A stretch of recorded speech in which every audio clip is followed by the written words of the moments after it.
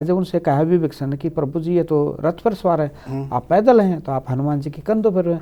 तो जब राम जी ने कहा कि नहीं, क्या ये हमेशा रहेगा इसका, वो वाक्य के मतलब बहुत बड़ा मतलब मायने रखता है आज के समय। इसीलिए कहा उन्हें तो दिख रहा है रथ तो कोई मायने रखता मेरे लिए। रथ तो इसका उन्होंने तो फिर ध्वस्त किया ही है ना। तो तभी उसने दूसरा रथ लिया है।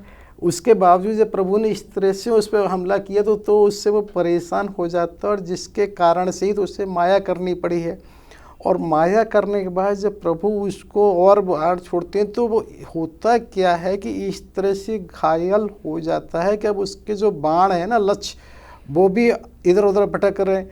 वो इस तरह की स्थिति में आ जाता है, उसका धनुष छूट रहा है, धनुष भी उसका। तो होता क्या है, जो सारथी है वो उसी समय निर्णय लेता है और वो वहाँ से रथ को मोड़ देता है।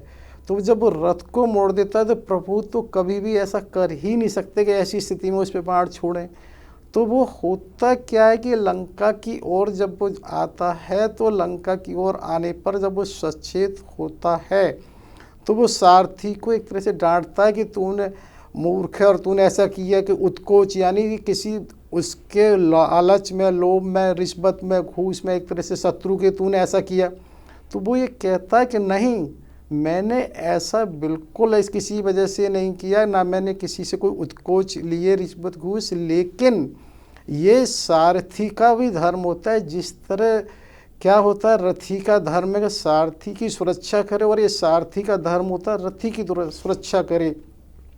और ये तो निश्चित रूप से सारथी को ही निर्णय लेना है रथ को कब आगे, कब पीछे, कब दाएं, कब बाएं, कब तेज, कब हल्का, कैसी है, तो ये उसी को निर्णय लेना होता है।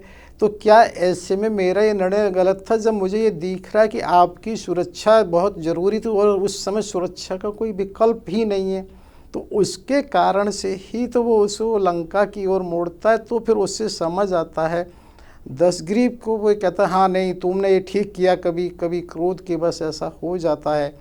और कोई बात नहीं, ऐसा भी आता है कि फिर उसने एक तरह से अपना कंकड़ कड़ा उसको इनाम पुरस्कार दिया, और वो ये कहता है नहीं, हाँ वास्तव में ही अब मुझे कुछ विश्राम की आवश्यकता है, अब मैं तुम्हें बाद में बताता हूँ कि फिर दोबारा से चलने के लिए। प्रभु जी बहुत अद्भुत, बहुत सुंदर प्रसंग चला है। और अब हम ये जानेंगे कि जैसे कि आपसे चर्चा हुई थी, क्योंकि हम जो कथा सुनते हैं उनमें ये पूर्ण रूप विस्तार से नहीं, क्योंकि एक सीमित समय होता है, तो बस लीलाओं का ही वर्णन होता है, बहुत कम समय मिलता है।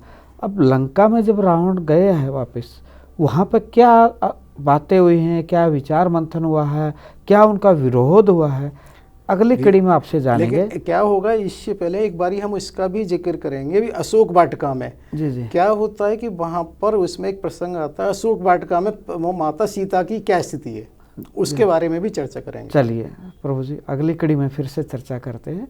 आपने अद्भुत जानकारी के लिए इसका आपको धन्यवाद, आभार। जय सिया राम। जय सिया राम। जय सिया राम।